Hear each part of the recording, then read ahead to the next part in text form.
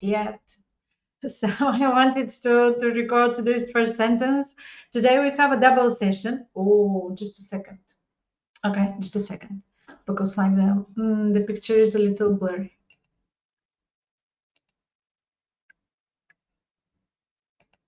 Oh, I think it's better now.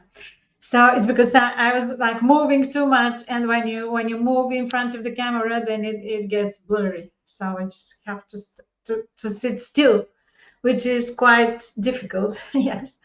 Well, now it was difficult for me when I was at school, so I always had problems there with the teachers.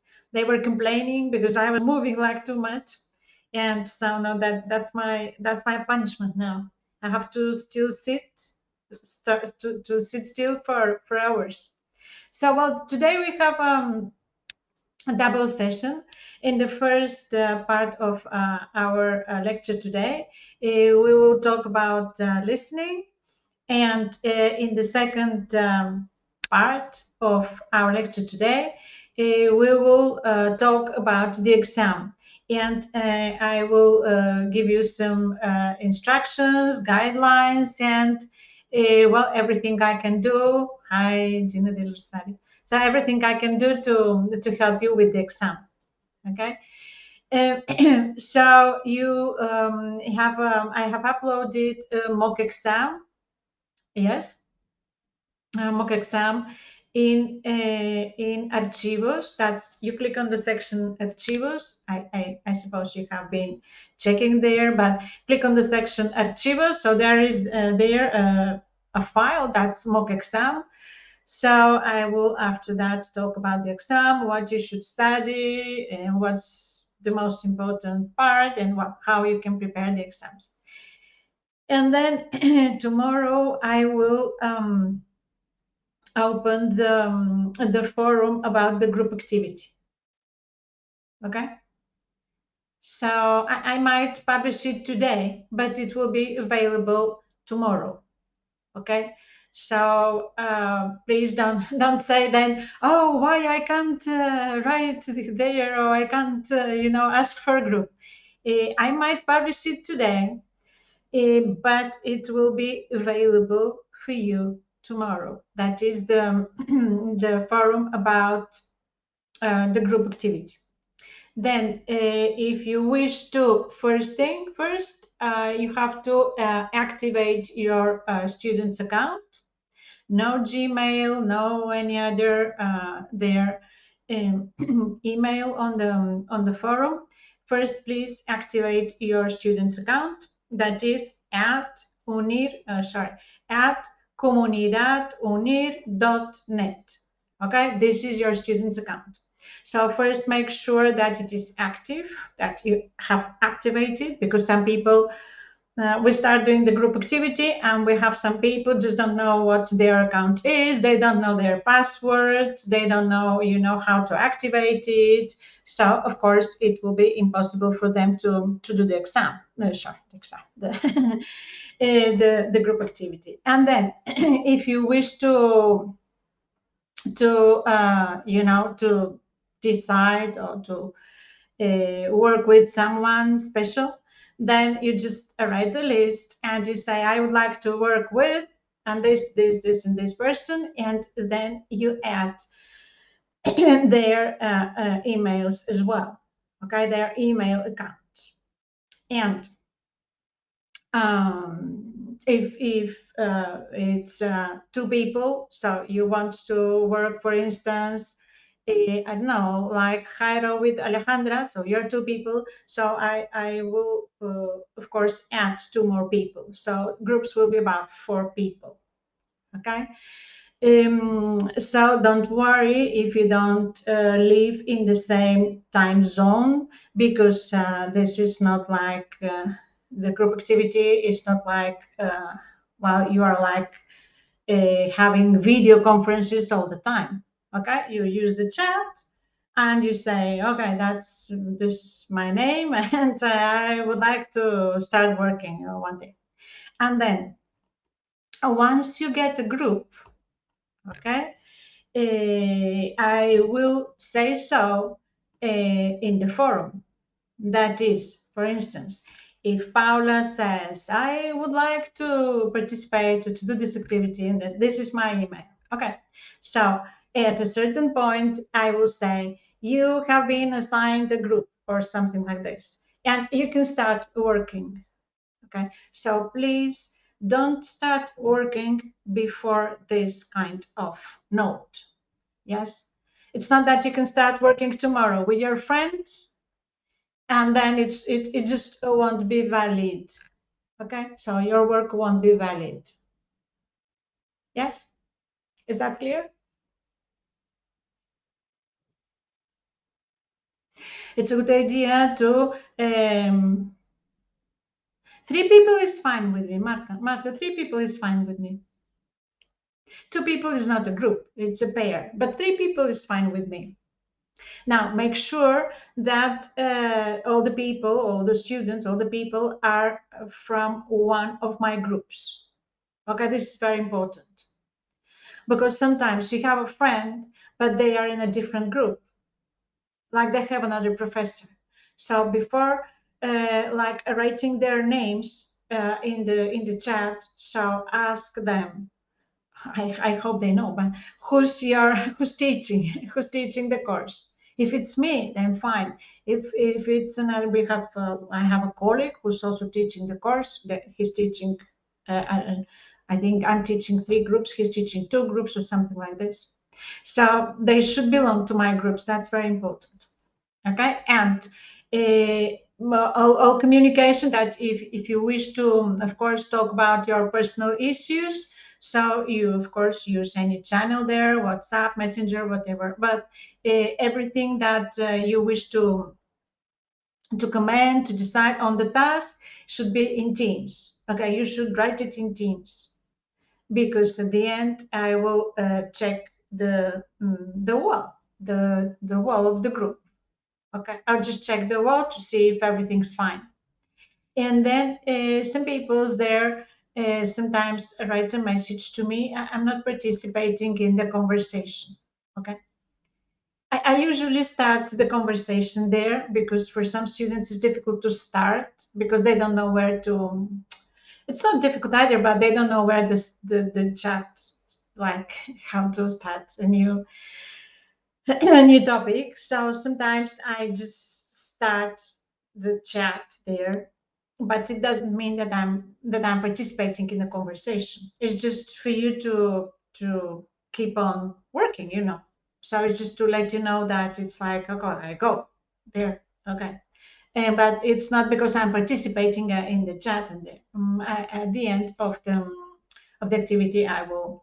And then one last thing about this group activity. I think it's a good idea to ask for a group, although it will be the chat, no, the forum will be open at Christmas.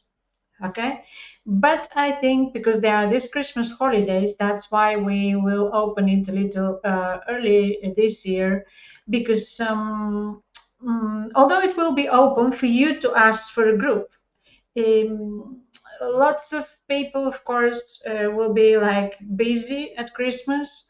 So I think it's a good idea to ask for a group very quickly, 8 or 11 or 12. Ask for a group very quickly, and then make your own group. Sorry, I mean, put you in a group, and then you decide within your group when and what each of you will do, so that you can organize your like Christmas holidays and what you have to do.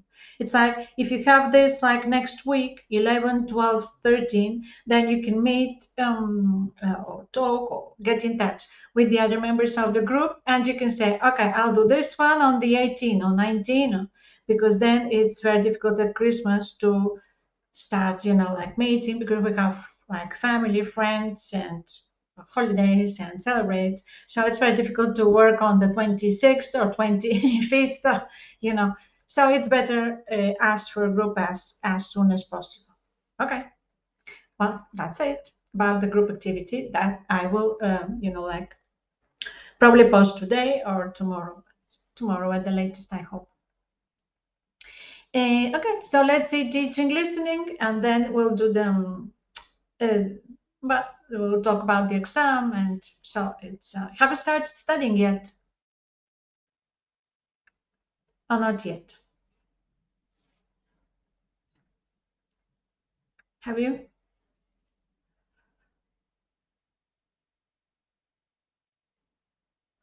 It's a good idea to start studying little by little.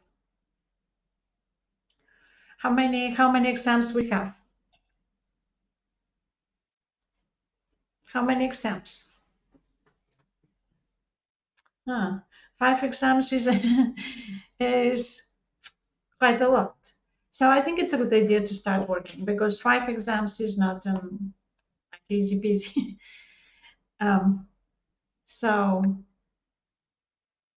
okay, so it's a good idea to start studying. Okay, I don't know. Are you studying all the courses at the same time or one by one?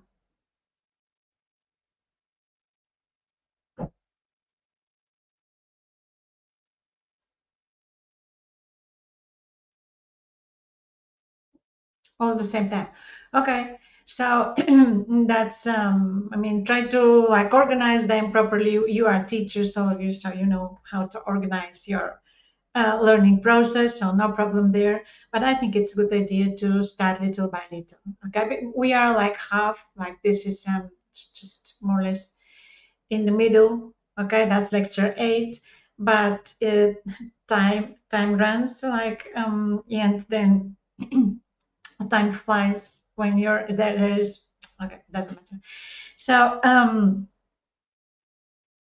well, it's then we have a lot of like work, and then have to do things, go out at Christmas. So it's like 3 weeks at least. It will be very difficult to. So when do you have holidays? Where you live? When does Santa come? Santa in Spain, the three wise men.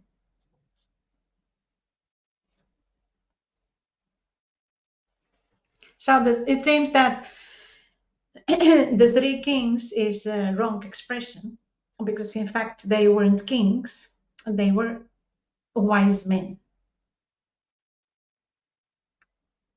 Supposedly, they okay on the 22nd. But when is bank holiday? So apart from because 24th is Sunday, so 25th is bank holiday, and then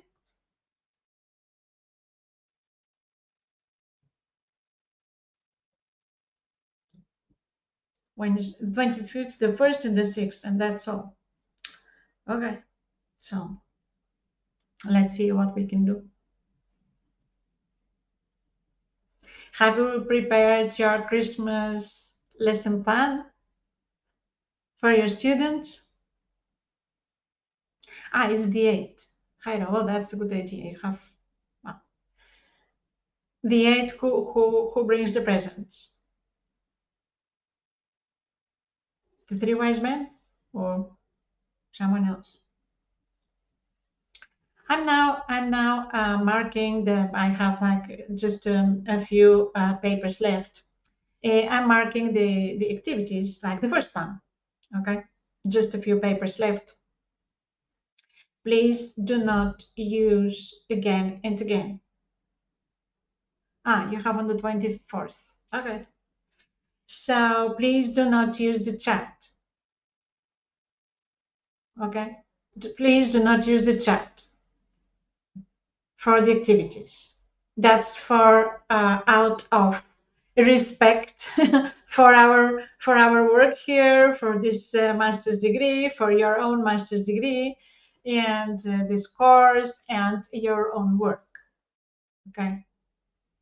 So, because then all of you are teachers, so imagine you design an activity and you are quite like motivated and willing, to do this to implement this lesson plan, and then you do this and the other about Christmas, and you draw and you look for like different materials, and you think, oh, shall I play video or this one or the other, and then you implement it in class, and then you ask your students to do something, and what they do, just they put in the chat, write a short thing about Santa Claus, and they bring it back to you.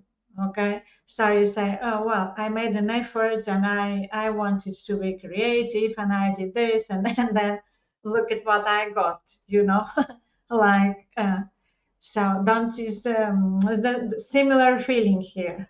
Okay, so please don't use the chat, write your own ideas. And anyway, the chat is still the chat is still the GP chat is still a baby, okay, and quite stupid. So I think you can do better than that. Yes, please, no chat in the group activity and in the last one. Okay, well, let's do listening now. I was talking about doing the first activity with the chat GPT, the first one. So please don't do the second one and the third one with the chat GPT. Okay, the chat is still a baby, quite stupid. And anyway, make like an effort, and you can write the description of the activity in like,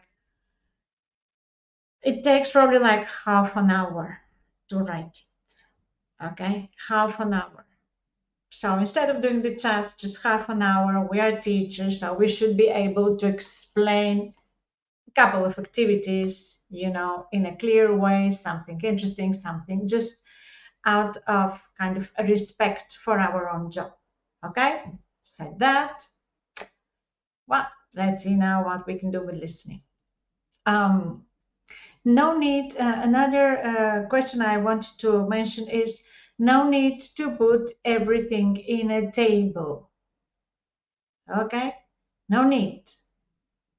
Of course, no one referenced the table.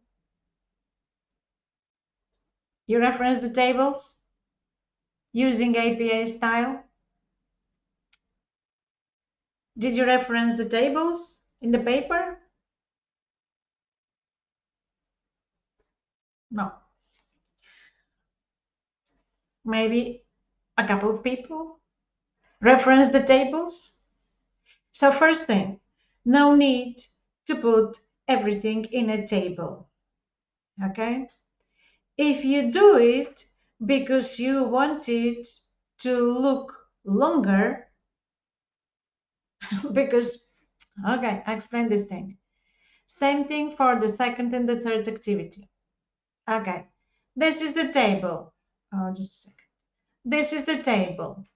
Okay, so this is empty, and all the text is here. Okay, so the table is 2 pages. So it looks like 2 pages. So the paper is 4 pages, and one says, okay, I meet the requirement for the extension. No, the paper is the table is 2 pages long, but because it's only half of the table, it's really 1 page. And what I see is 1 page. I don't see 2 pages. Okay, because people make it like, well, I don't know how to. People make like this. Okay, make it like look longer. Just 1 second. Okay, people do something like this, like 4 pages. So we have like long table. Okay, but then 1 page and then another page, and then the table is empty. mostly. And then we have the text here. Okay, and here we have 5 minutes, 10 minutes or something. Okay, so is the paper 3 pages long? No, it's not. It's 1 page and a half. So what I see when I mark the paper is a text that is 1 page and a half, because half of the page is empty. In academic papers, anyway, well, that's not my purpose here to, to teach academic English, but anyway, in academic papers, it's not a good idea to write tables so long that they can go from one page to another. Okay, like these long tables, and then one page and then another, and then all of it is a table. We do not do this in academic papers. Okay, in fact, it's not allowed. It's not that, I mean, if you do this, then no journal or book will publish your paper. If you have a table that's 1 page, 2 pages, 3 pages table, this is not a table. Okay, this is just to make it look longer. Yes, so if you wish to use a table, which is a good idea for the rubric, then you can use a table, but the table should be well designed and there shouldn't be blank spaces.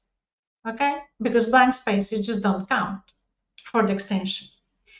Tables should be referenced, that is, have a look at APA style. If you wish to get a good mark, have a look at APA style, see where you should put the title of the table, like table 1, table 2, table 3, title, and the source of of the table, like what I have here, source. I have here source. So I put the type of listening at the bottom because it was like too big, but anyway, source. I put the source. Okay, so that's referenced and you put the source. And if you wish to keep to APA style, okay, that you should do in your master's dissertation, then this the vertical like lines, the borders, vertical lines in APA style are invisible. Okay, so if you wish to make it a really academic paper in a master's degree, so please keep to these requirements. Okay, and don't use the chat. Not a good idea. It gives a bad impression. Okay.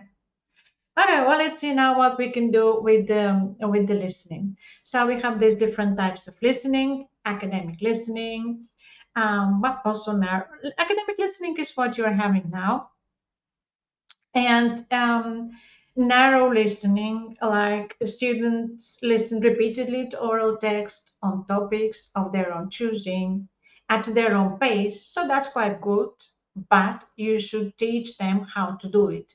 You should teach some strategies.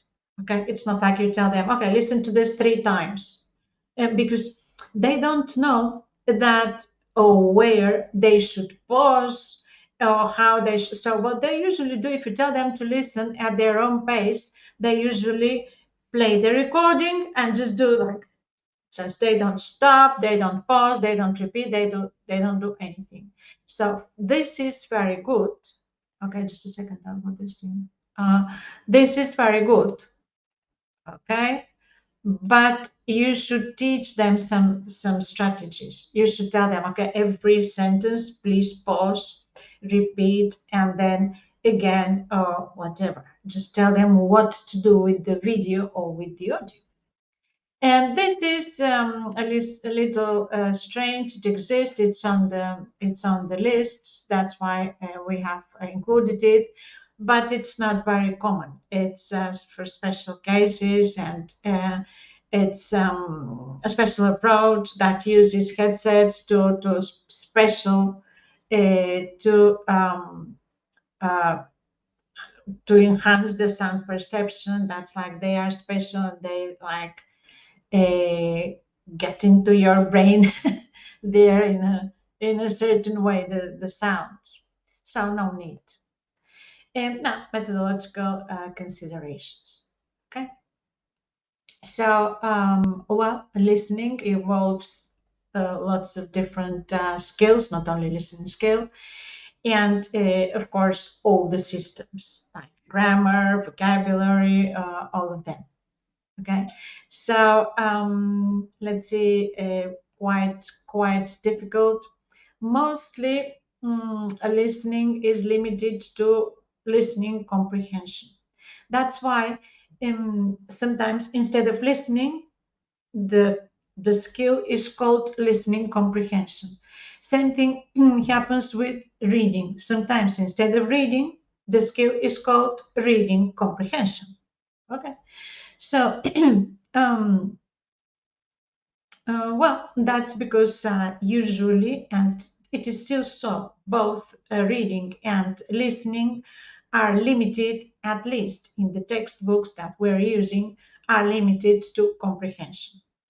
That's because we have so many comprehension activities that in the end, the skill itself is sometimes called listening comprehension or reading comprehension because it's mainly comprehension. But so, well, we have a number of processes, but what we should do is try to kind of find an audio or a video that relates to learners' experience and prior knowledge, because it will be a lot easier for them to understand the text. If suddenly your students are, I don't know, teenagers, and then you ask them to listen to an audio or watch a video, whatever, about I don't know, problems at work, like problems we can have at work with our colleagues or our boss or whatever, or how to find a better job or how to do a job interview. So that's quite far away from their own experience, their prior knowledge. It will be very difficult to understand. Okay, it will be very difficult for understand. So films. You can propose autonomous listening using films. Okay, and in fact, the group activity is based on the use of visuals, and films are visual material. Okay, but when we use anything, films, videos, whatever you use, okay, you should decide first what criteria you should apply for the use of this source of this material. Okay, so let's see, for teenagers, which film? What's for teenagers? What's suitable for teenagers?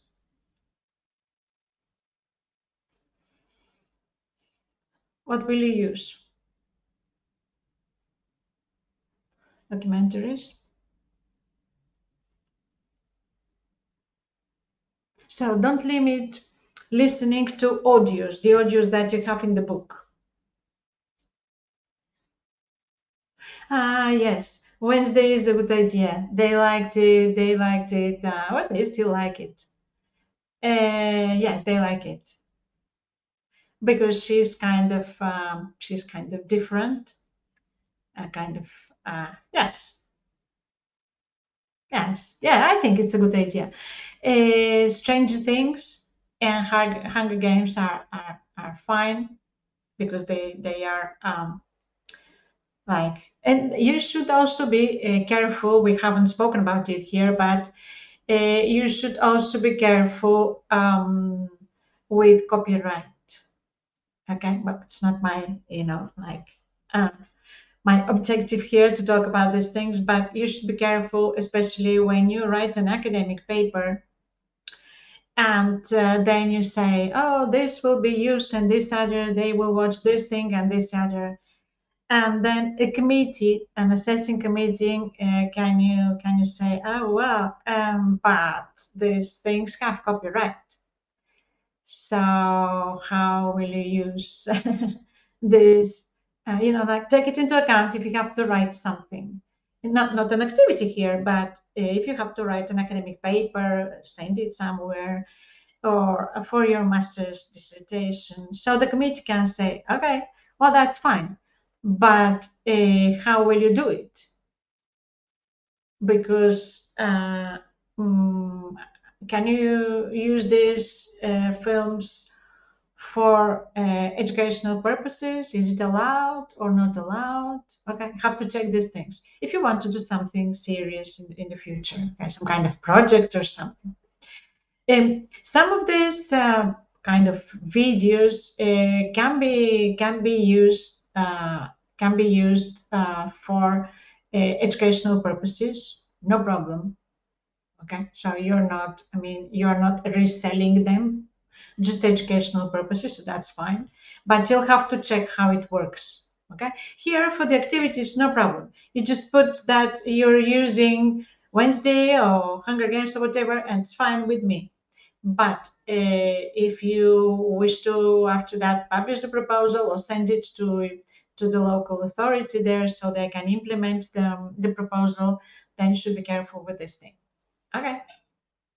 So let's see this. This is the connection between new and given. Okay, so you can put the emphasis when you speak to one word on one word or the other. Like he's writing a new novel, or he's writing a new novel, but that's when you speak. But then in the listening exercises, you should teach your students how to detect this emphasis. Like when they speak, they can put he's writing a new novel. But when they listen to an audio, whatever, you teach them, okay, the speaker can put the emphasis. So try to detect it. Well, is the emphasis on he, or is the emphasis on new? That's how they pay closer attention to the listening. Okay. So we have here like modules of knowledge. Okay, and so when we listen to something, or watch a video, listen to something, then we create a new module of knowledge, or update the existing module of knowledge. That's we either improve something that we could do or we knew, like this module of knowledge, or we create a new one, something completely new. But what you should do before the listening or any kind of activity is activate this existing module of knowledge. Okay. And then they will draw on this pre-existing module of knowledge, and then they will build like bricks. Okay, they will build like new knowledge. But like a new knowledge cannot be like if that's a module or a brick. You imagine a module as a brick, so you cannot put it in the air. You cannot put it like it cannot be floating like in the air. You put new knowledge aware, so you have to activate the one. So this is active, and then you put another thing. Sorry. So for instance, if learners are listening to an airport announcement, so there is this existing module of knowledge, because they have what most people do nowadays. They have been to an airport before, so they know what announcements are about. They have heard announcements before. Okay, so you activate this previous knowledge, and now they listen to an announcement, and so this, because well there are certain like expressions that they use, and they always use the same expressions anyway. So it's like the plane can be delayed, or flight delayed, or whatever, or go to this gate or go to this other gate, or passenger this and this, please do this and this.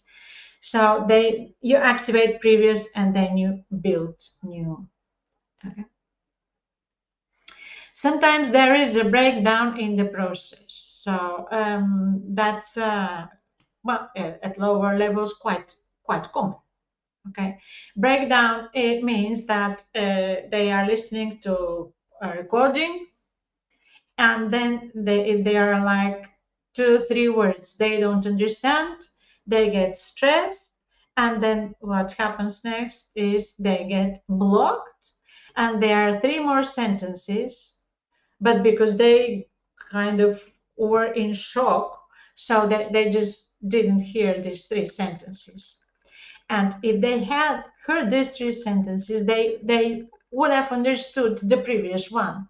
But because they got blocked there, or try to translate, or or just, oh, I don't know this word, like, what a shock, and then it's then because audios are so short, like a minute and a half, and then the audio is over. So like that's it. So this is a breakdown in processing, and that's quite common in listening tasks. Quite common. They get stuck, or there is something they don't understand, and they stop for a second to listen what, or try to remember when they saw it, and that's over. Okay, that's the breakdown, because then the okay, the audio there keeps on going, and then they lose the the thread. So you have to teach these strategies. So nowadays, the idea when we teach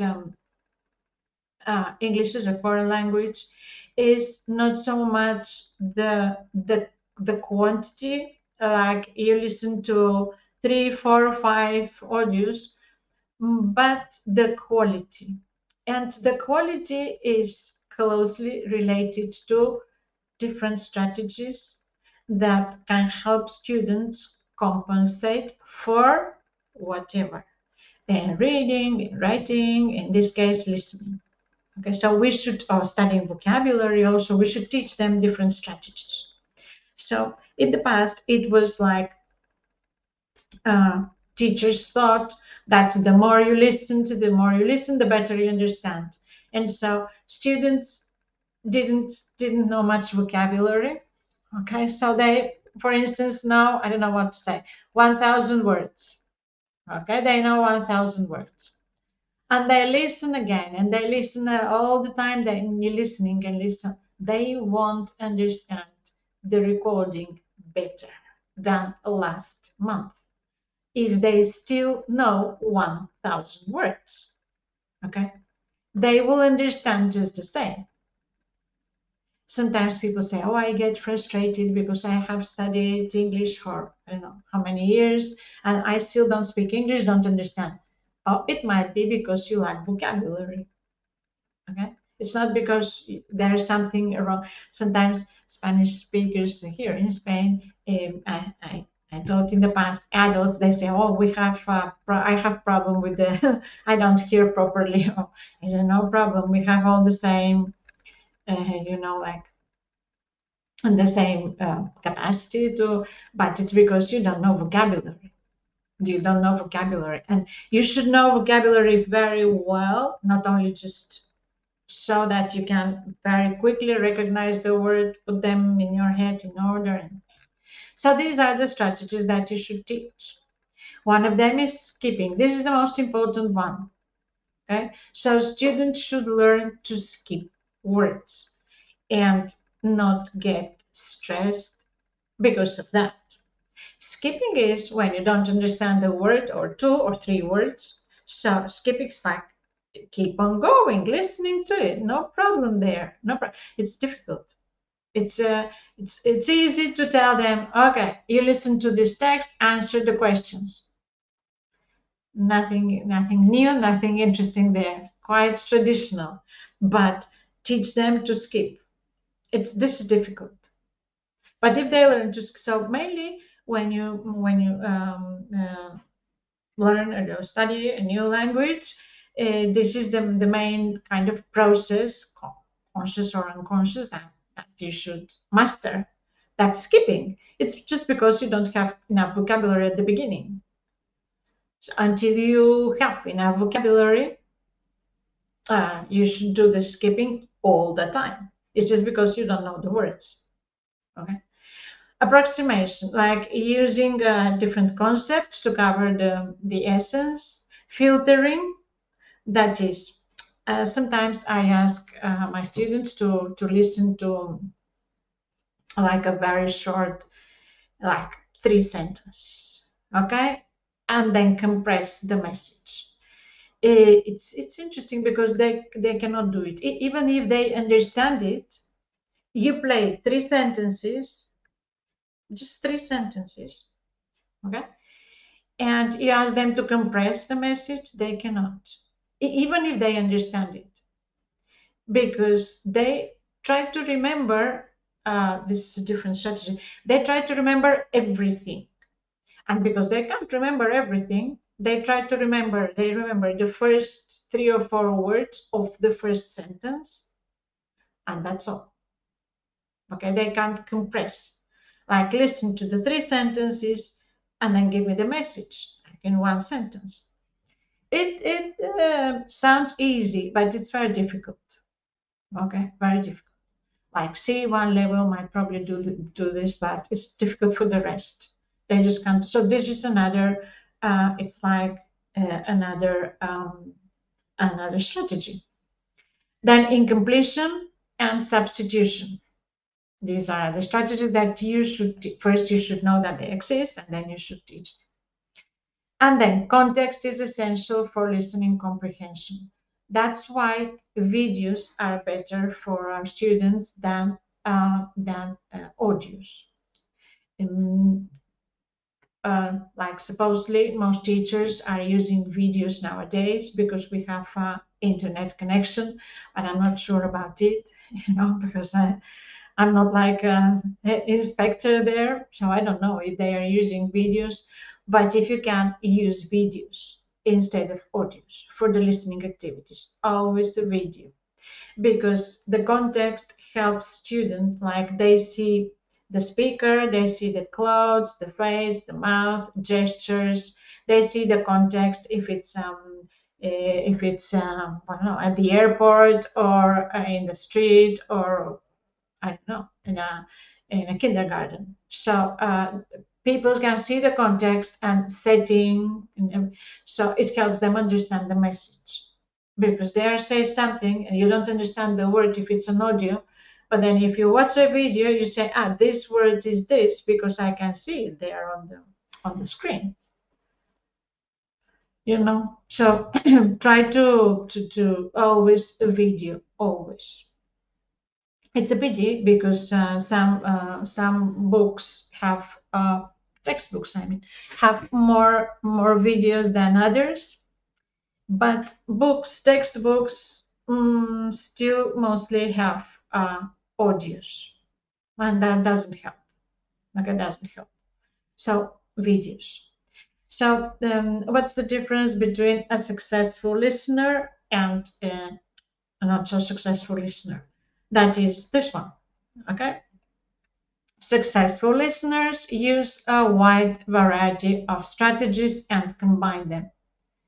That is, it's not that you understand everything, it's that you are able to guess what the other one is saying. You're able to skip words, and even though you skip words, you understand the message. This thing here, that is um,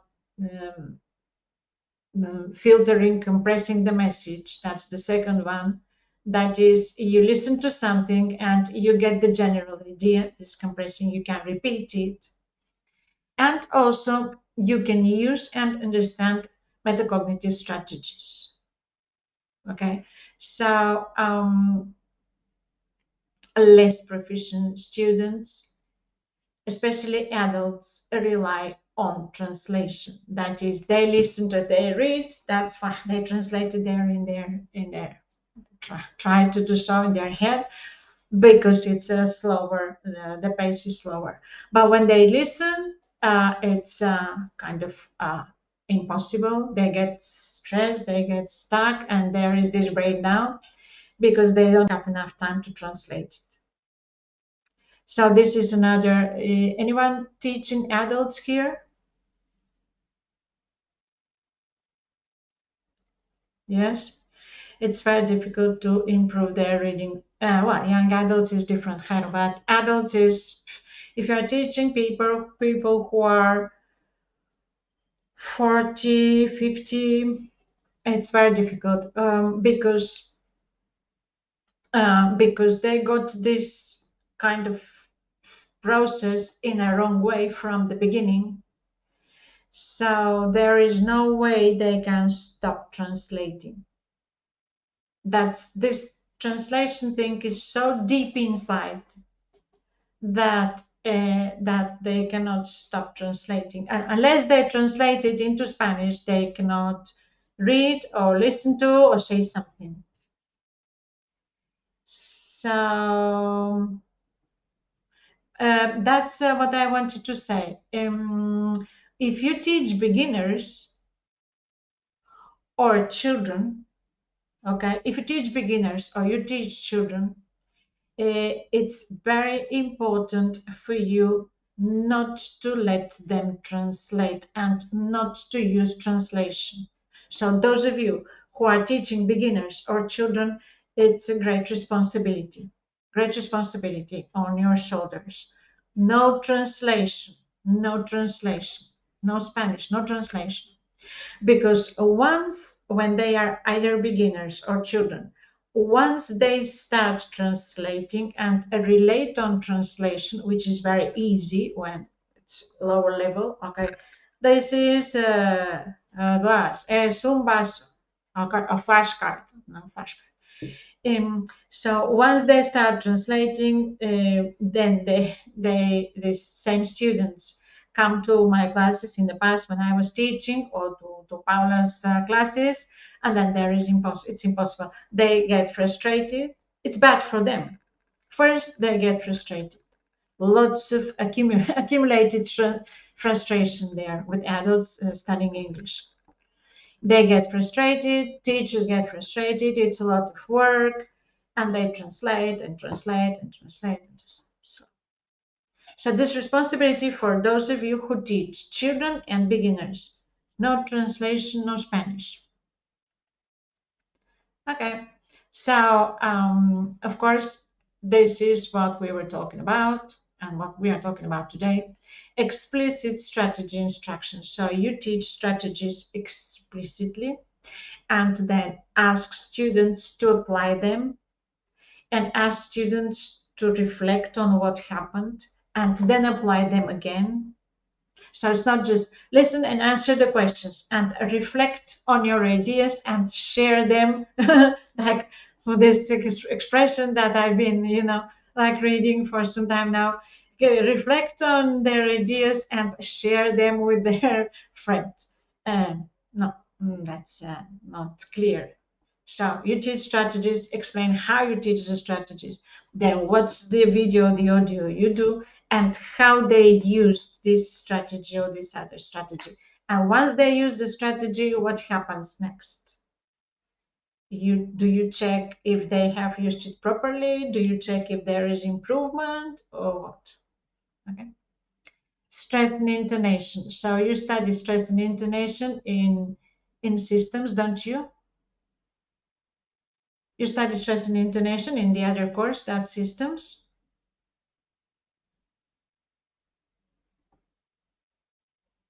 Not yet.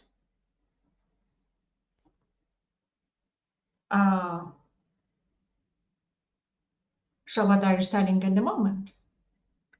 Which unit are you doing in systems? Aren't you studying phonetics?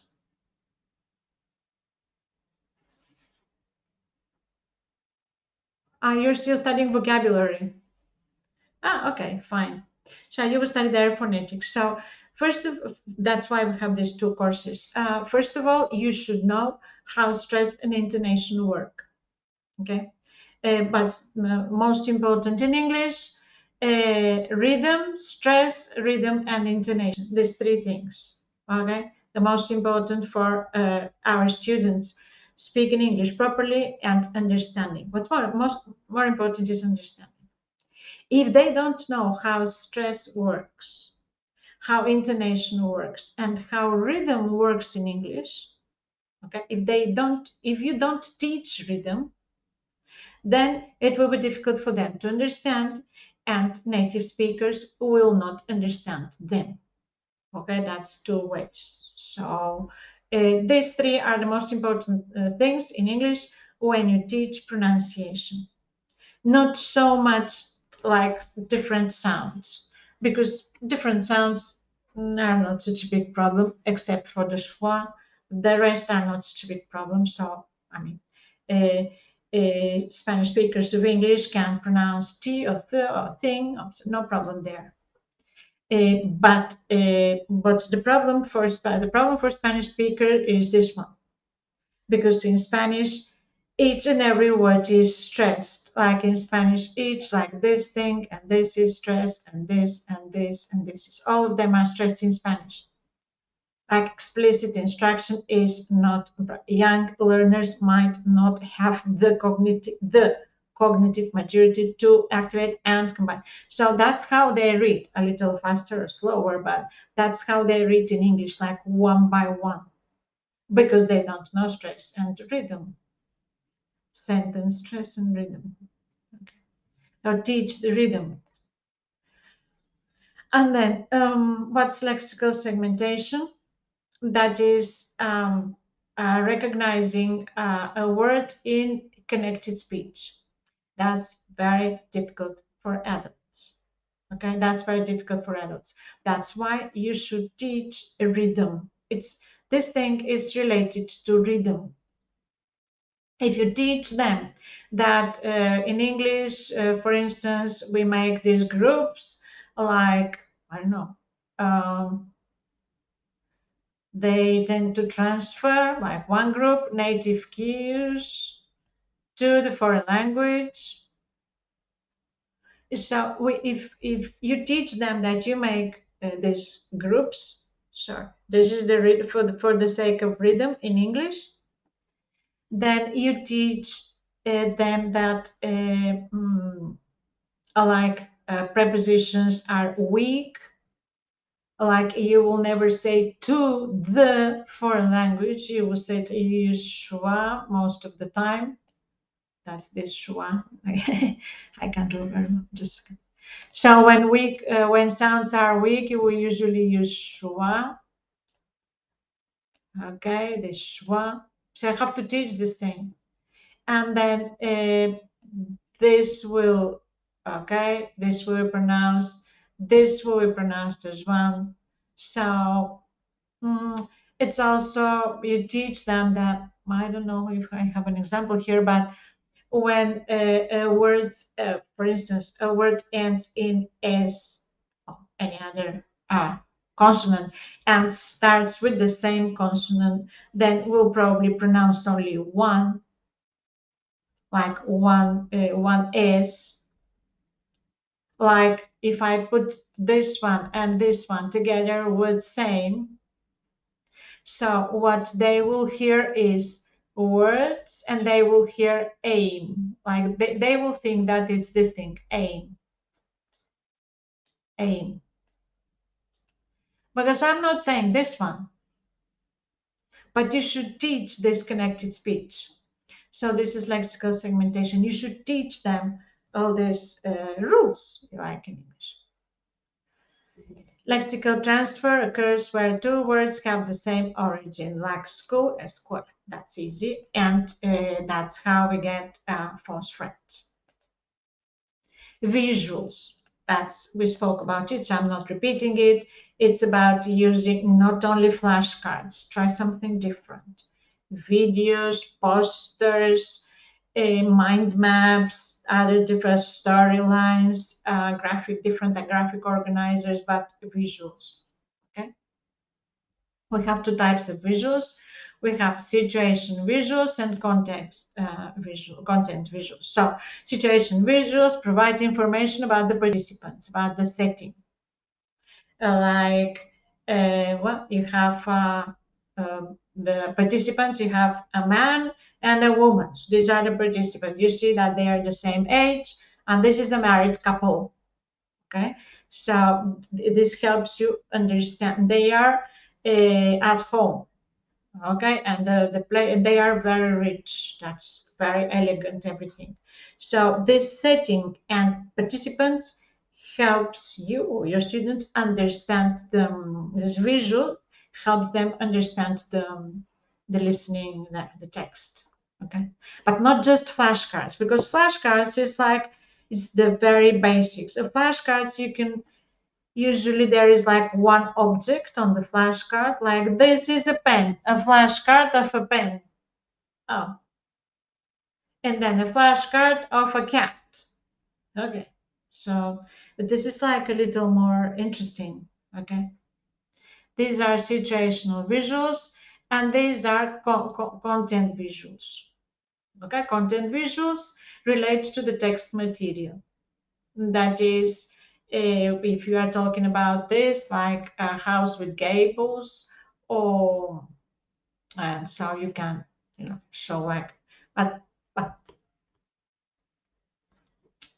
let's see this metacognitive strategies. Okay, like before the listening activity, they can predict what the text is about, and after that, they can try to solve a problem, not just reflect on something and share their ideas. And also, evaluation is one. They can do self-assessment, okay, or peer assessment.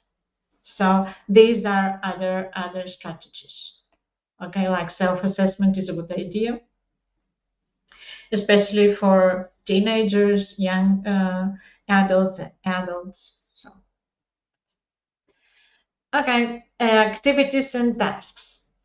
Listening task should be the text meaningful. It should be interesting, and there shouldn't be too many new words. Okay, the new words will appear in the reading exercise, not in the listening.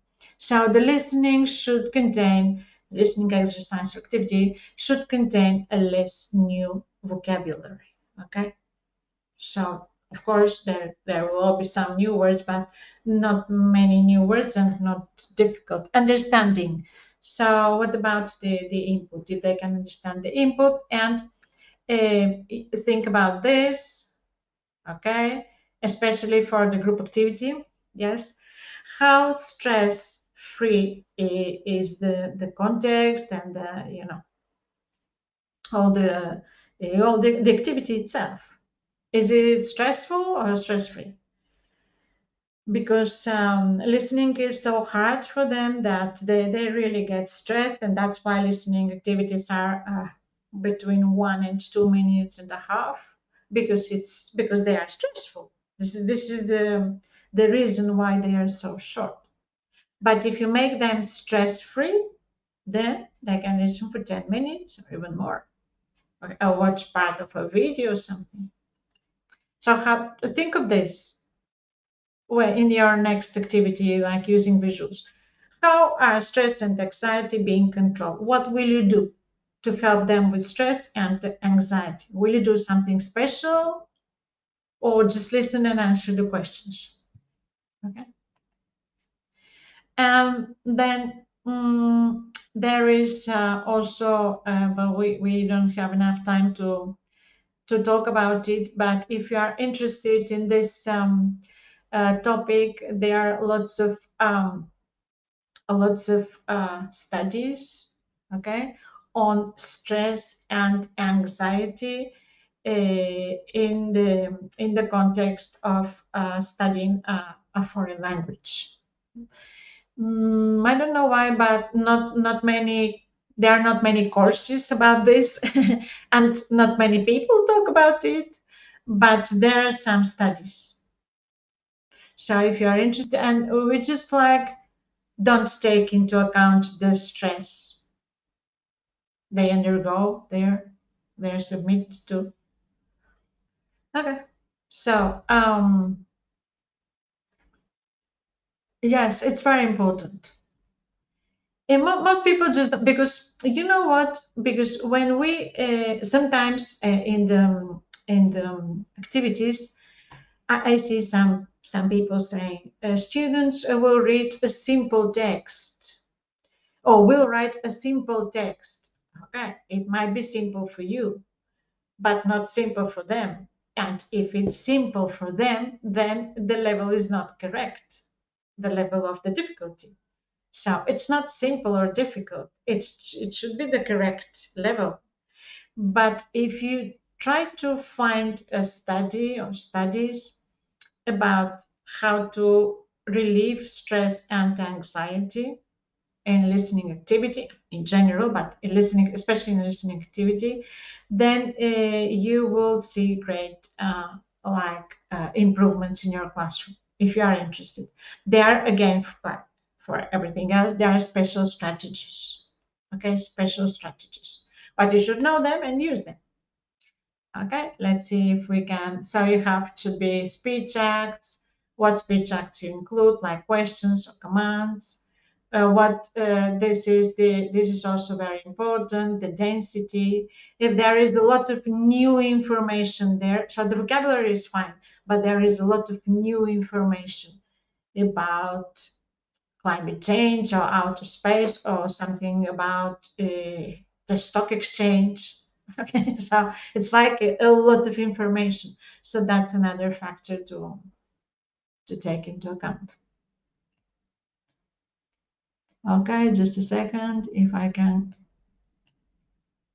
kind of doesn't let me. What's happening now? This doesn't let me. Ah, it's okay. I got it. It just sometimes doesn't let me kind of move it. So this is the mock exam. Yes. Just a second. I'm acting it. You can find it in key ID. No, in key ideas, no. In archivos. Okay. So look at it. You will see something like this. In fact, this is the one of the exams that students did last summer. Okay. So this is like a real exam. So as you can see, it is 60%. It's 60%. Just a second. I need to see. Okay. It's 60% of the final, your final mark. 40%, 40% corresponds to the activities. So try to do them well. Okay, you're still on time. The second and the third activity, do them well. So will you do it online or face to face?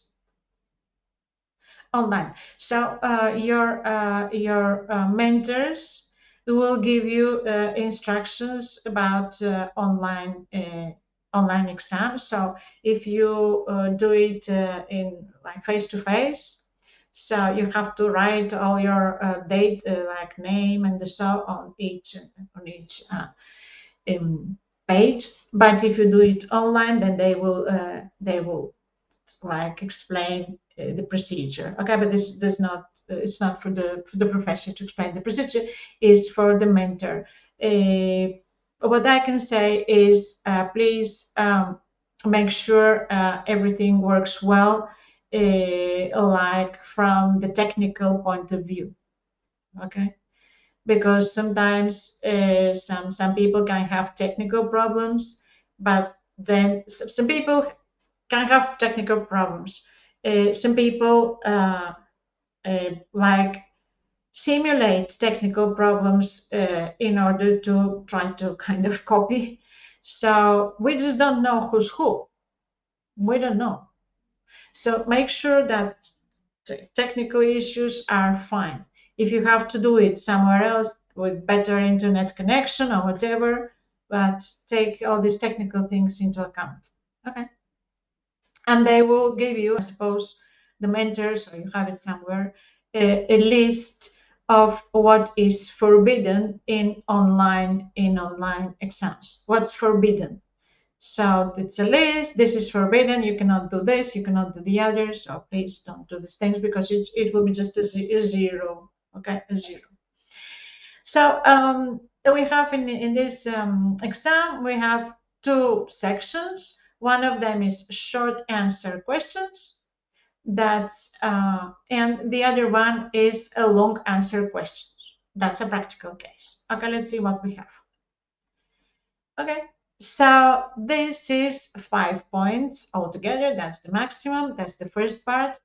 And if you do each question or each answer properly, then you can get maximum 1 point. So you have 5 and 1 point each, but that's the maximum. That's if it's well done, well written, and in detail. And then if you just write here a couple of sentences, and it doesn't mean that I mean it will get like you shouldn't think that because if you write something then you get 1 point. No, you can get 0.2 or 0 or whatever. It depends. So the maximum is 1 point. So let's see what we have in this question. So how these questions work. So as you can see, we have like in most of them, not in all of them, you have like a statement. And the first kind of part of the question wants to try to find out if you know what communicative approach is. Okay, so the first part, like these graphic novels or communicative approach or whatever you have, should be based on what you have or what you can find in key ideas. Okay, you understand what I mean? The communicative approach, when you describe the communicative approach, is, of course, you will describe it in your own words, so that's clear, but it should be based on what we studied. It's not like we say communicative approach, and some people say the communicative approach focuses on communication. Oh, what else? Yes. So based on what we studied. So I don't know if it's a good idea. The good news here is that it's very like, look at it. I will draw like it's this is the what you have, and it's a less than half a page, or it's less than half a page. So it means that when you start writing here, because the space is limited, if you know the answer, okay, there are two possibilities. You know the answer or you don't know the answer. If you know the answer, okay, start answering the question from the very beginning. If you know the characteristics of the communicative approach, start explaining the characteristics of the communicative approach from the very beginning. Okay, avoid like this is very important in the world of globalization and so.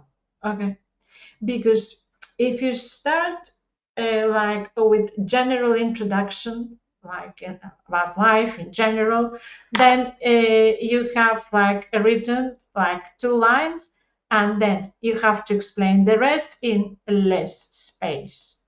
Okay, and then we have this thing left for the essence. You understand what I mean? If you don't know the answer, then you can try to write something, see what happens. But if you yes, that's it. If you know the answer, go to the point, give as much information as you can.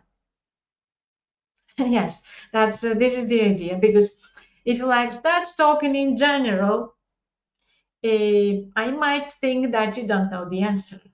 Okay, and you're like trying to fill in the gap there, which is mostly true. Yes. And then, of course, you have to say if you agree or disagree with this. If you say you agree, you have to explicitly say, I agree with this because. And then if you say you agree, you have to say why. And it should be based on what we studied. If you say you disagree, you have to say why. And then you say, I disagree because this and this and this. Because these 3 characteristics of the communicative approach. Okay, this is the justification. And then this is the second section or the second part. So it's like more or less like this. Okay, like half and half and half. So for the theory, you have like this. So as you can see, there is very little theory. like this thing.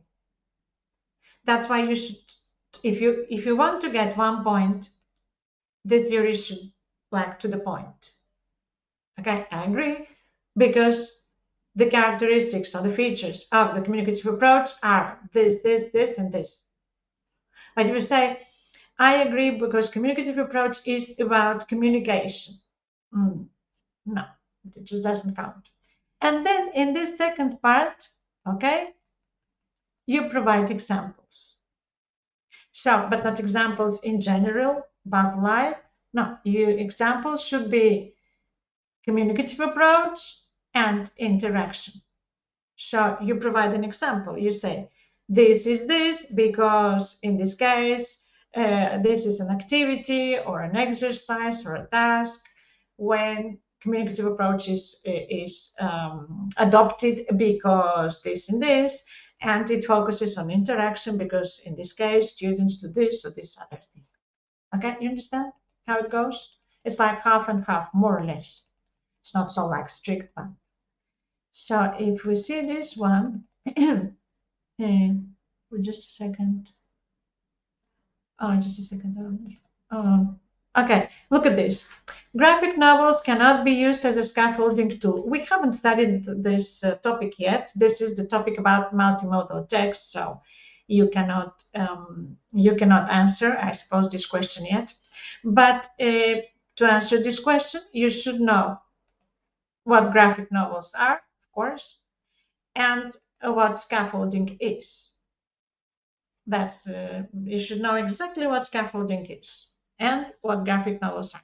Some people sometimes mix graphic novels and comics. Okay, it's not the same. And sometimes people say that they will use graphic novels in the kindergarten. Graphic novels, it means that the person just doesn't know what graphic novel is. Okay, so look at this. In the process of now we were talking about listening. In the process of listening, the speaker's body movements help understand the meaning of the text. Do you agree or disagree?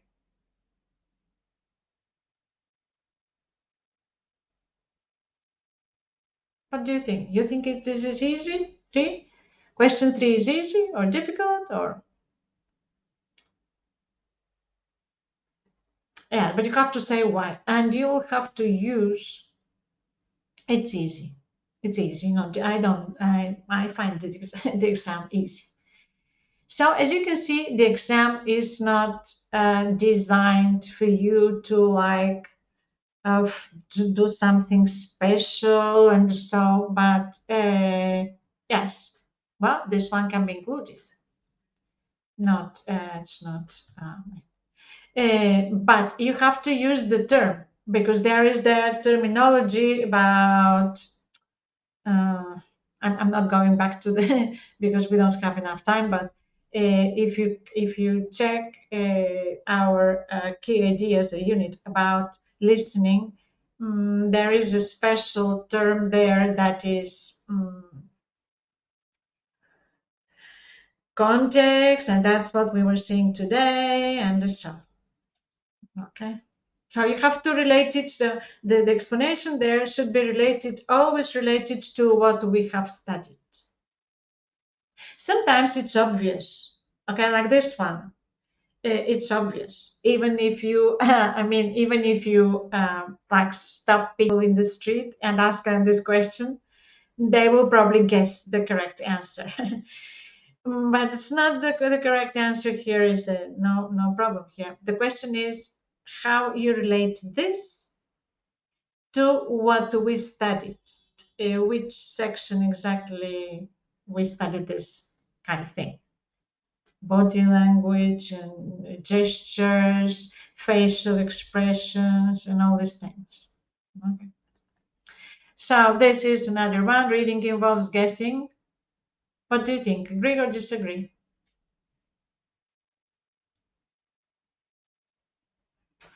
Hmm, this is not so easy to answer. because we have agree or disagree.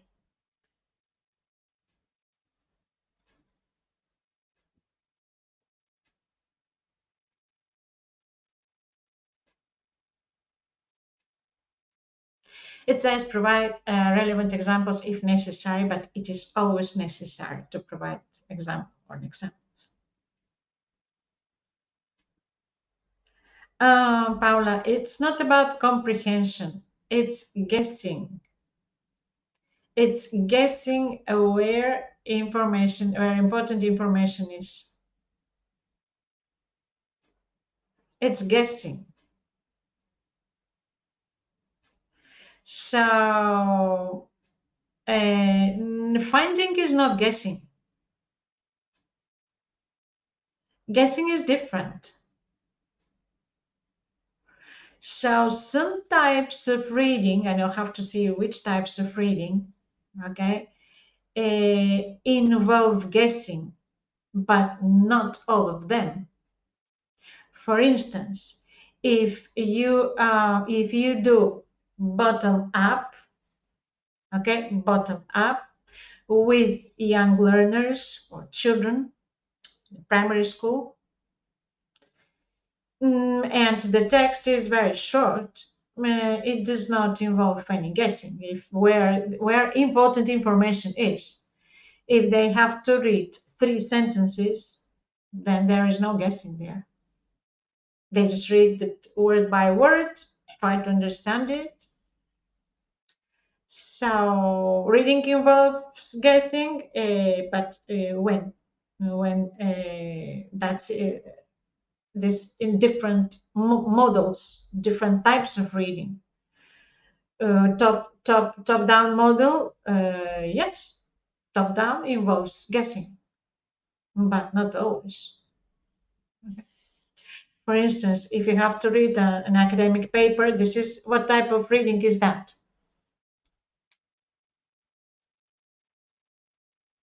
There is a certain type of reading, but you should know types of reading. And one of them is when you read an academic, that's your case, an academic text. It's not related so much to intensive or extensive. It is one of the types of reading is related to reading for learning something from the text. For instance, when you are reading what we have in key ideas, or someone is studying engineering and they are reading what they have there in key ideas. So this type of reading is reading for learning something from the text. It's academic, what we do here. Okay. So in this type of reading, it's important to guess where important information is, because sometimes you just don't have enough time to read everything. So I have to guess, okay, important information is here. So I will just read this one, but not this other one because I don't have enough time.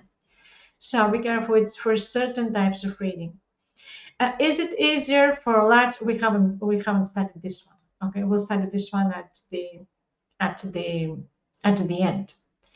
Here, it's interesting here because we will study it, but here I get like different, when I use this question, I get different answers. Some people agree and some people disagree. Okay, but those both in both cases, if you provide here a good justification, so both cases can be accepted here. What do you think is the answer? We haven't said it yet, but what do you think is the answer?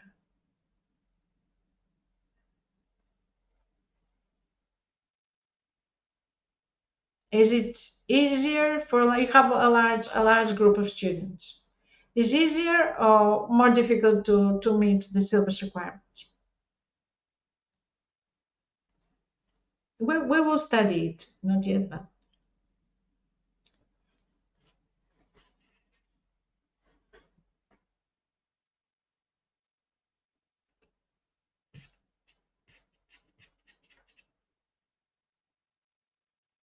As a whole means in general. As a whole is in general, generally speaking. This is as a whole.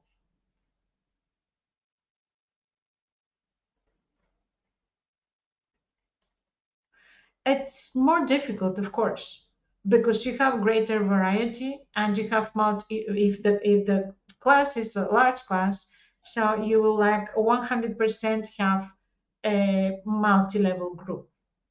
That's different levels, like A2, B1 in the same group. And because there will be problems if you teach teenagers with discipline, probably it's more difficult. But I sometimes get an answer well justified that says it's easier, and I sometimes have, okay, fine with me. So that in this one there isn't kind of there is an answer that's in the book, like in the. But in this case, I would accept both depending on the justification. If you successfully justify just the opposite of what I think, when when I studied at well, both at university and the secondary school, the greatest merit and the highest mark was given to those students. That's of course the most difficult thing, both at university and the secondary school, but not many places do it.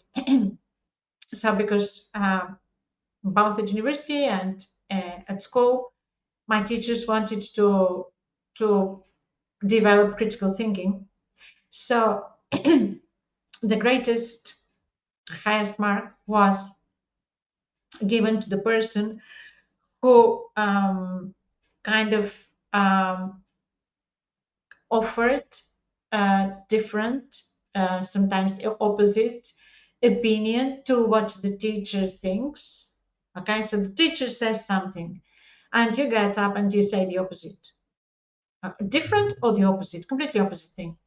So if you are able to defend with support, with ideas, with studies, with whatever you have to do there, support. It's not just like what people do nowadays. Like one of them says something, what kind of political ideas or economy or whatever, or beauty or whatever. And so the other person says, oh, you are wrong because you are stupid, because no, no, it's not personal. It's just there is the teacher, professor says something as an idea. Okay. And you got up and say just the opposite. So there are two possibilities. If you defend it properly, justify it, but you have to know like more than your teacher if you wish to defend the opposite thing.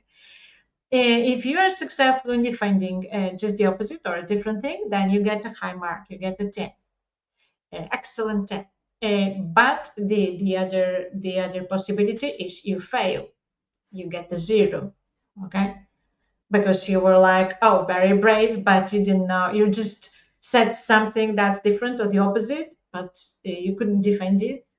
So like 0. That's all. So that's how I was taught. So in this case, there might be two answers depending on the justification, and this is um, the case study, or practical case or case study. No, no quantity of words, but extension. Marta, it's extension, not number of words, but extension. So, for instance, if this is the extension, this is the extension that you will have, all of you. Okay. So this is the extension. You cannot make it longer than this. Imagine you know the answer. You know the answer, so you cannot make it one page. Okay. So this is the, you have extension, but not the number. So for instance, I don't know how many words can be here. You check it at home. Try to see what you can download the file, convert it into a Word file, and see how many words can be written like on the computer uh, within this extension.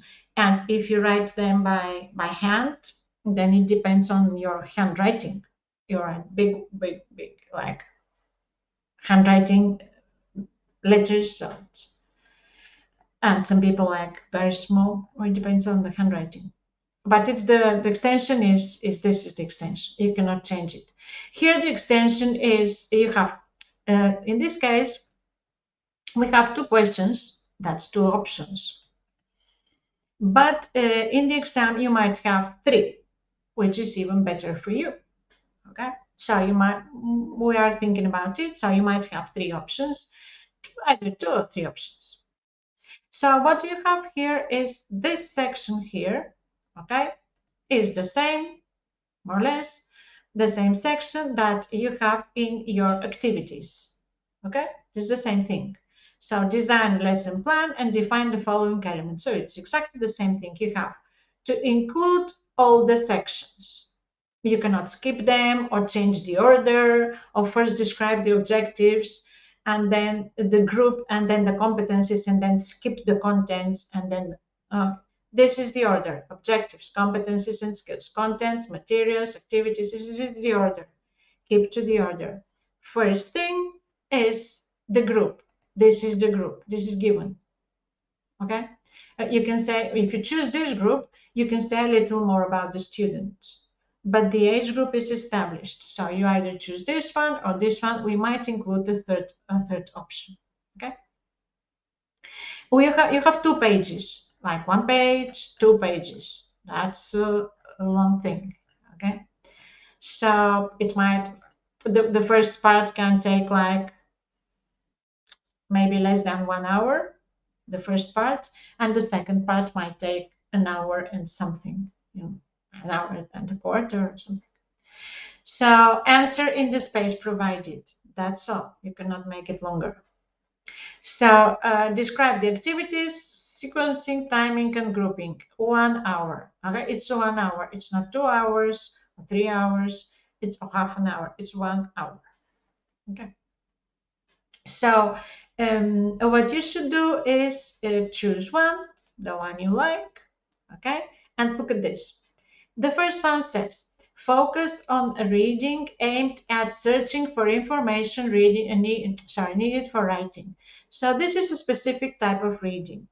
It means that when you define objectives, competencies and skills, content, all these things, and activities, assessment, and the all, you should focus on reading aimed at searching for information. Sometimes we say here, focus on reading, and then I get to the assessment, and then people are assessing participation, writing, or oral presentation, everything else except for reading. Okay, so stay focused. That's the most important thing. Stay focused. Or sometimes another mistake, we say focus on reading aimed at searching for information. Then people suddenly do speaking, and then they do listening, and they do but what about reading? So if we say reading, then it's very important to focus on the text. So be careful with these things. We had some problems in the past. These sources here, okay, are kind of imaginary. Okay, you understand that? Do you? Imaginary? Sure? Are you sure? Because in the past, we say, use a newspaper article. Oh, just a second. Use a newspaper article. The sources, this thing are imaginary. Imaginary. Okay? This is very important. Because in the past, we had cases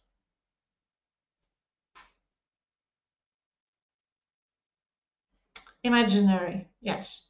Well, if you know a cartoon, or if you know, for example, I will use without I. Okay, this thing. What cartoon do you know? What cartoons do you know? Frozen. Yeah, Frozen is a cartoon. Yes, isn't it? Frozen. Frozen is a cartoon, isn't it? Okay. So you say Frozen, and then you describe what students will do with the Frozen and so on. But be careful with this. Do not try to access the source online during the exam, because if you try to do so and the camera detects and so it will be a zero. Yes, you understand? Because in the past we had used a newspaper article. So some students clicked on the newspaper during the exam. They clicked on the newspaper and they copied and pasted the link in the exam. And they say, this article will be used. Oh, it means that you used the internet during the exam.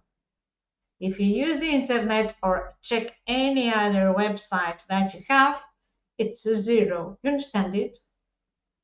Do you?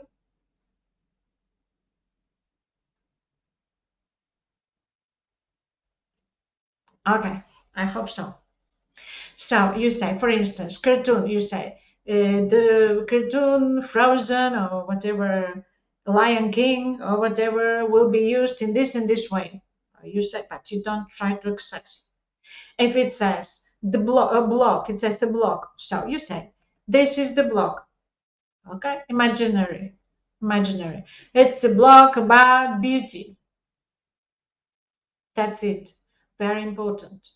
And you shouldn't move like this. Shouldn't look around. So they will give you instructions. There is still it's early, but they will give you instructions there. The mentors. So that's on my part. That was this. Don't try to access. So if it's a blog, it says the blog, a blog. So you say this is a blog. You describe the blog. You invent it. Like this is a blog about beauty or about whatever. The blog is I don't know. I don't know, an influencer, a young girl, beautiful, a top model, for instance, who is writing about her well, diet, how to eat healthy or whatever. Okay, and then you draw on this, and then you say, and then the activity is this and this and this. Okay, so another case here. This is for younger learners, age 7. Okay, so it says 7, it should be 7, and the listening should be for 7-year-olds. That's why we put cartoons here. So choose a cartoon, write the name of the title, whatever. I suppose all of us know at least a one. So I know Frozen, I know Lion King, and there was Pocahontas. There was something about Pocahontas in the past. I'm very, I'm not very good at cartoons. What other cartoons? So try to check some cartoons before the exam, so you can get an idea. But there was something about Toy Story was a good one. Toy Story was a good one. Yes, yes, I remember it. The Incredibles is a good one. Yes, I remember it. Because if you use Toy Story and The Incredibles, you can also teach social values. Okay? And then it says, focus on responsive listening. So you teach all the skills, but the lesson plan revolves around the listening skill. Okay, so you just not like one activity, writing one activity, not one by one. Okay, you combine, but mostly revolves around the listening, and not any kind of listening. It's responsive. If you wish to get the 5, like the highest mark here, okay, like with 5 points, okay, it should be responsive listening. Okay, so what do you think? You think it's easy, difficult? The longest section in this part, okay, the longest should be the section about the activities. You have 2 pages, enough space. Please describe the activities in detail, okay? You cannot say like a one sentence. Students, watch the cartoon. Activity 2. Students, watch the cartoon. And that's all. And then we get 5 points. No, that's not. Describe it. Describe it. No imperatives. Please do not give orders in the exam. The use of imperatives are used when one is giving orders. Okay? This is imperative. Open the door, close the door, do this, do the other. These are imperatives. Do not use imperatives in the exam or in the activities. You design something and you describe what you have designed. Okay? Do you have any questions? I think it's a good idea here to think of some activities in advance. Okay? You can think of some ideas. For instance, you have think of an interesting activity that's listening, or a couple of activities, listening activities, a couple of reading activities. So just like have in mind some activities, prepare some activities, think of some activities. And so when you get to the exam, you say, oh, reading. I have this reading activity that's very interesting. So you describe it. You just adapt the difficulty. Okay. If you do this properly, this is half of the exam. So you can prepare it in advance. Okay. Now this section, competencies and skills. This section, competencies and skills, I think it's better to focus on the competencies that you have in the Common European Framework. These competencies are in Unit 1. Unit 1. Okay. Skills, we're talking about the 4 skills. If you wish to include other skills or other competencies, you should make clear that you are including, for instance, skills, 4 skills, speaking this way, reading and writing and so in this way, and now you can write 21st century skills. Okay, fine with me. Critical thinking, flexibility, creativity, but do not mix all of them like reading, writing, critical thinking, and then in the first task, some people kind of invented some competencies and skills because in the first task you just didn't reference the competencies and skills. So I was reading that I just don't know where you took them from, because there are some competencies that I don't know if you took them from the Common European Framework, or from the national education, from the law, or you invented them, or you saw them somewhere. No, that's not clear. Okay, so keep focus there. I suggest like these 3 things: either the Common European Framework, which quite easy. You have linguistic, socio-linguistic, pragmatic. That's quite the basics. And then you have 21st, and then the skills like reading, listening, the 4 skills. That's what we're studying here. And then if you wish, you can add the 21st century skill, but add them separate, like 21st century skills, this and this, and to describe how your students will develop these skills in this proposal. Okay, this is the skills. Okay. Yes. Do you have any questions? So as you can see, theory is like very small proportion like this. Is everything fine?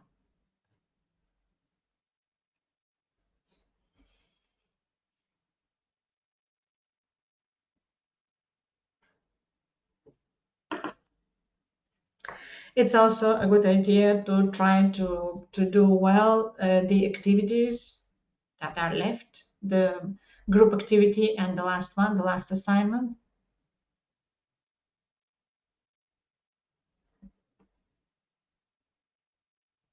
What do you mean? What do you mean you missed content? You didn't include the content.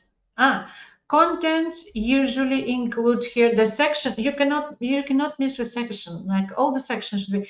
So contents usually are what you are studying in the course systems. In the course systems, you're studying the four systems like grammar, vocabulary, discourse, and phonetics. Themes and topics? No, no, no, no. Contents are what you are studying in the four systems, like what vocabulary, what grammar, what phonetics and pronunciation, and what discourse, linking words and whatever turn taking students will practice in this proposal. These are the contents. Okay.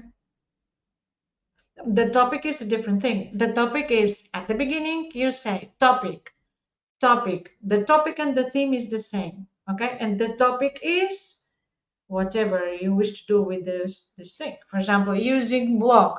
Okay. You can say topic beauty. Okay.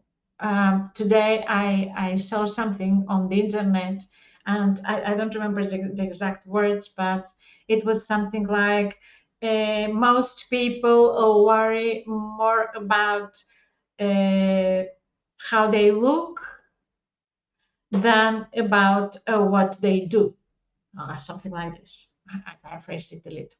So it can be the topic of beauty or appearances or whatever, or healthy food or whatever you wish. So this is the topic, but it's a different section. It's topic or theme or topic. It's the same. And then contents are, for instance, they study uh, words related to beauty or to healthy food, whatever you wish to do. Okay. And here, cartoon, it depends on the cartoon that you choose. Okay. If you choose something with superheroes, so they can study vocabulary about whatever. They are 7 year old, so they cannot do much there. They can study vocabulary about clothes, so you can use the clothes of the superheroes to study different like clothes, but they cannot do much more. All right, yes, they can do adjectives. They can do also action verbs like fly or jump or whatever, or comparison. You can teach comparison here, like very limited vocabulary, very limited adjectives, but comparison. Like this superhero is taller than the other one. This is shorter. This is faster. Okay, can be. They can do that. It depends on the cartoon that you choose. So grammar will be comparison. Vocabulary can be adjectives. Grammar comparison. Comparative, great. Comparative and superlative, only comparative. Pronunciation, you decide. If you can pronunciation, you can focus on stress. What you study in the other course, you can focus on stress, word stress. You can focus on sentence stress. You can focus on a certain sound like the schwa, or the difference between th and t, like thin and tin. You can focus on this. It's up to you, but they should do something. Okay. Well, that's all from me today. So we still have uh, a long time to go. Yes, until the exam. So if you have a question, you can, of course, always like asking them in the forum. So thank you for attending, and we'll start like the group activity, and have a nice weekend, a long weekend in Spain. See you next week. Bye. Thank you.